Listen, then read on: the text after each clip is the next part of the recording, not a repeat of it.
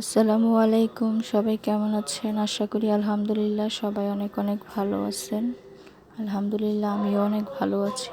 আজকে দুপুরের আয়োজন নিয়ে চলে আসলাম। তার আগে আরেকটা কথা বলি, আজকে একটা খুব সুন্দর লেখা দেখলাম, যেখানে লেখা ছিল নিয়তি নাকি নেয়ামত।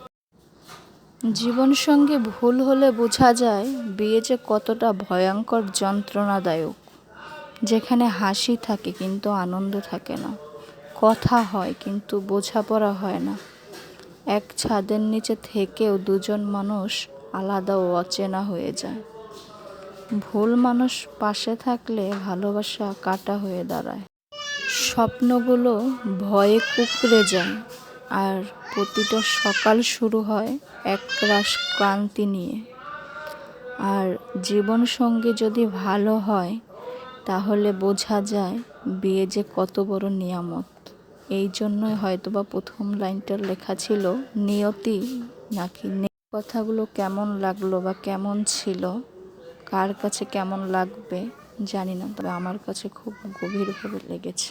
আসলে নিয়তি নাকি নিয়ামত, সেটা জীবনসঙ্গীর উপরেই নির্ভর করে। এটাই ছিল আজকের। আর আজকে দুপুরে রান্নাবান্না হলো লাউ শাক ভাজি, কাঁচা টমেটো ভাজি, মাছ ভুনা, আলু বেগুন দিয়ে রুই মাছ, এইসব। তো দেখতে থাকুন, কেমন লাগে, ভালো লাগবে অবশ্যই।